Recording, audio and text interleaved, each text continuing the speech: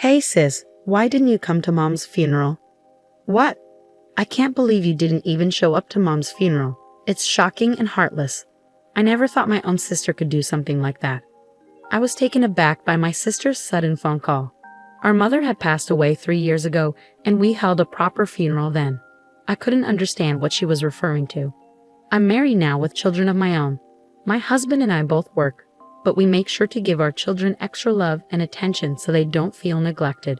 My husband is a great partner in housework and childcare, and I'm proud of the family we've built. I'm determined not to let my children go through what I did growing up. Our parents divorced when I was in elementary school after my mother had an affair.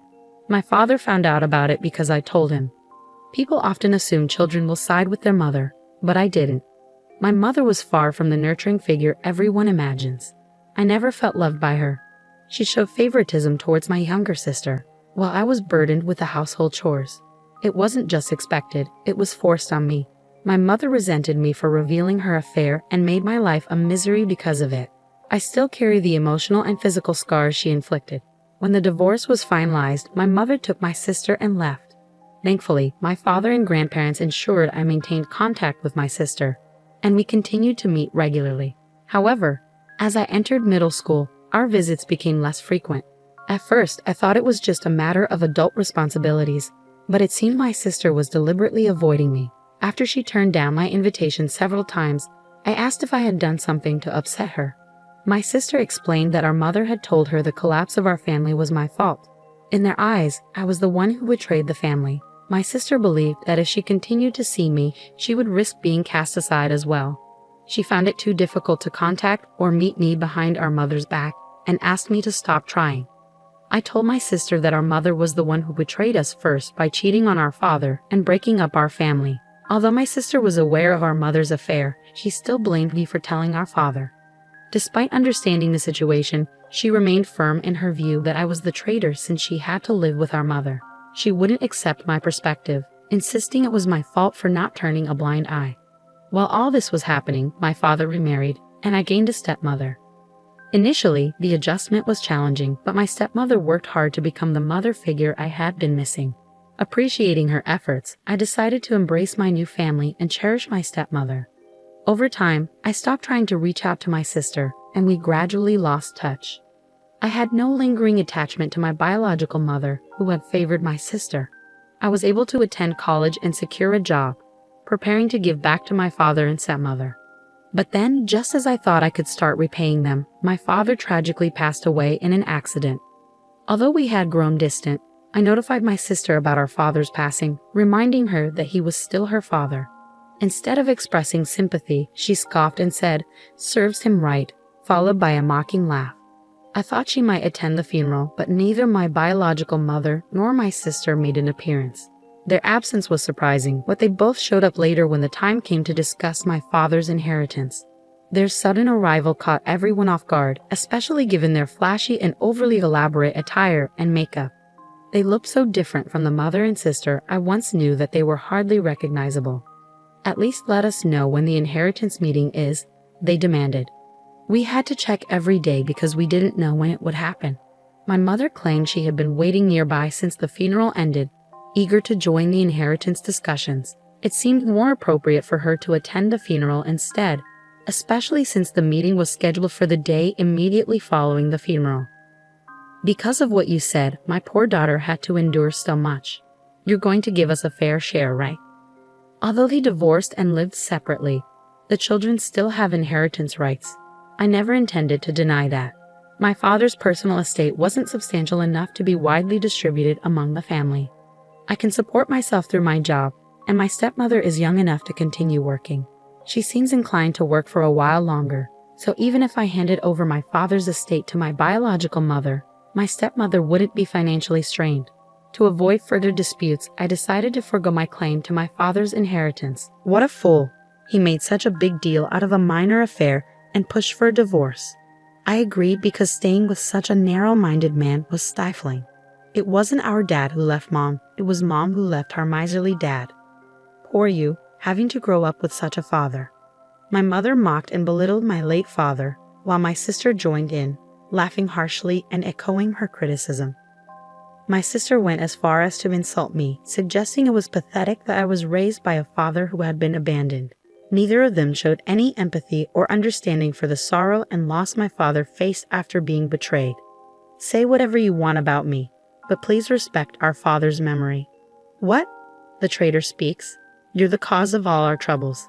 And what about that drab appearance? You look older than your age, almost like Mom. With that kind of look, you probably don't have a boyfriend. If you can't attract a man, what use is it to be a woman? If you don't think that matters, you're seriously lacking as a woman. After a heated argument, my mother and sister told me to never contact them again and left abruptly. I couldn't bring myself to feel anger or disappointment toward them. Their inability to consider anyone else's perspective and their rigid self-centeredness left me feeling nothing but a deep emptiness. In that moment, I cut them out of my life completely. After they left, there was a period of quiet, but then a cough from someone brought me back to the present, and the inheritance was divided solemnly. Years later, my stepmother inherited the house my father left behind, and I continued living there. I sensed that she was thinking of me, even though I was now an adult. She tried to be a mother figure for me, and her care brought me happiness. But then she fell ill and was hospitalized. "I'm sorry I didn't ask you to live with me just so you could take care of me," she said. "I understand, but even though we live separately, I would have cared for you during your hospital stay, so there's no need to apologize."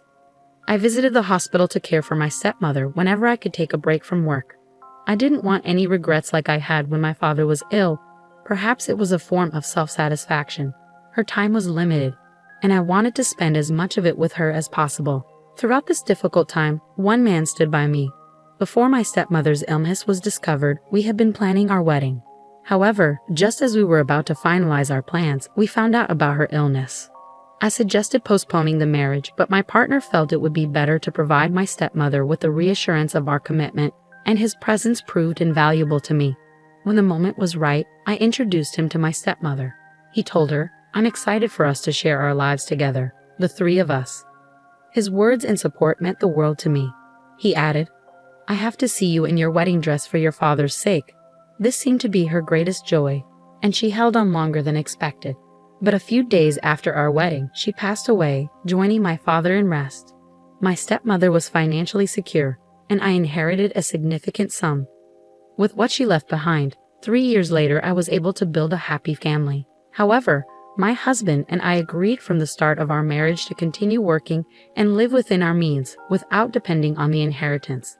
Today, like any other day, I went to work and received a call on my personal phone from an unfamiliar number. Assuming it was a sales call, I didn't pick up. But the calls kept coming, one after another. I thought maybe someone was repeatedly dialing my number by mistake. At the end of the day, I decided to answer, and to my surprise, it was my estranged sister. "Finally, where were you?" "What do you mean? How could you forget our mother's funeral?" "Of course." She sounded like she was crying heavily. "What are you talking about? Our mother's funeral happened 3 years ago." "Huh." There was a brief silence, and then she continued angrily. "Maybe your stepmother died too. I'm talking about a real mother, and calling someone unrelated to you mother is just wrong." I found her tone irritating, but I tried to set it aside, understanding that the loss of her mother was likely a significant shock for my sister. For me, my stepmother was my real mother. She married a man with a child and instantly became a parent to a middle schooler. It wasn't until I had my own family that I fully grasped the challenges she faced. I believe the experience of nurturing a life within oneself is a time for a mother to grow in self-awareness and dedication. Of course, there are many ways to create a loving family, such as through adoption, without a biological connection. However, stepping into the role of a mother to a middle schooler unexpectedly is no easy feat, no matter how you look at it. Reflecting on my stepmother's efforts and concerns, all I feel is deep gratitude. I am eternally grateful to the stepmother who raised me. She is the model of the mother I aspire to be. Biological connections mean little. My sister's so-called real mother never even acknowledged my existence. When I think of the word mother, it's my stepmother who comes to mind, not my birth mother. At first, I was confused. I had assumed she was talking about my stepmother. Once I understood what my sister meant, I responded with a lack of interest. "Oh, I see." I could hear what sounded like her hitting or stomping on something in frustration over the phone. "What?" That indifferent tone. "The funeral has already happened. How could you not attend your own relative's funeral?" You're so heartless. You must not have a drop of compassion. Though she raised a valid point, my sister had also skipped our relative's funeral. Our late father loved both of us dearly, and he was far more caring than our mother. In fact, neither my birth mother nor my sister attended our father's funeral, yet they took his inheritance and spoke ill of him. If you ask me, it seems more like they're the ones who lack compassion. Indifferent? Weren't you the one who said we were strangers? Huh. You got involved in the inheritance despite skipping Dad's funeral, right? Weren't you the one who told me never to contact you again? And I only just found out about our mother's death. After a pause, my sister murmured a small, "Oh, I forgot to tell you about the funeral." Well, I'm glad you remembered. I'm going to waive any inheritance related to that woman, so you can do as you wish with it. With that, I ended the call. However, my sister, perhaps not fully grasping the situation, contacted me again a few days later. "Katie, I need your help. It seems our mother hinted at marriage to several men. Isn't that considered marriage fraud? They're threatening to sue me for compensation if I don't comply. I'm getting bombarded with demands. Just pay them. If I could, I wouldn't be calling you. Didn't you hear me say several men? It's not just one or two. Some of them seem really shady too. That's unfortunate, but let's not forget, you were the one who told me not to contact you again. Plus, it was no secret that our mother had a habit of being involved with men since she cheated on our father while he was still alive. In fact, it wasn't just one affair. If it had been a single lapse in judgment, our father might have considered forgiving her. Only he would truly know the situation. It's possible that I couldn't accept our mother, given her multiple relationships while raising us. My father tried to adopt my sister multiple times with the help of a lawyer, but I was informed that my sister didn't want to leave. I had to let go of the idea. My sister chose to stay with our irresponsible mother, even though she witnessed her behavior firsthand. Even if our mother had left a strong impression on her, my sister's decision to remain with her, despite the shared memories we have, speaks to her own responsibility as an adult. Lahas. You know you were the one calling me a traitor all this time. I don't need a sister who labels me that way. You're the one who declared us strangers first. So don't show up now and pretend we're family. It's unwelcome. Don't ever contact me again. We're strangers, remember. I ended the call without waiting for my sister's response. I blocked her number and went back to my family. Later, I got a call from my biological mother's relatives. I thought the matter was settled, but they called to apologize for the disrespect my mother and sister had shown me. I decided to hear them out.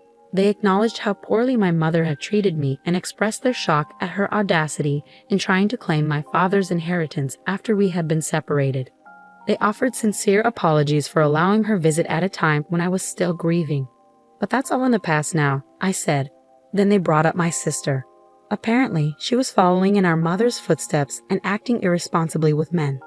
Since her return, they had repeatedly warned her that she would face consequences if she didn't change her behavior. Instead of heeding their advice, my sister had become just like our mother, and they could no longer manage her. Mother got mixed up with unsavory men, and my sister was being coerced into participating in criminal activities. Feeling trapped, my sister was also involved with multiple men simultaneously, leading to numerous heated conflicts. Reaching their limit, the relatives warned that they would sever their relationship if she didn't listen to their advice. And then our mother passed away. Given that my sister is an adult, the relatives decided to proceed with cutting ties. But right after our mother's funeral, another conflict erupted. Since then, her whereabouts have been unclear. They advised me to avoid any involvement with her going forward. I had no intention of getting involved, but I can't help feeling sorry for her, given she may have been coerced into criminal activities. Still, there should have been a chance for her to make amends. If she didn't take that opportunity, then it's on her. That's how I've chosen to see it. After ending the call, I heard my husband and children laughing joyfully in another room. I want to safeguard this family, so I've resolved to live my life using my biological mother and sister as cautionary examples.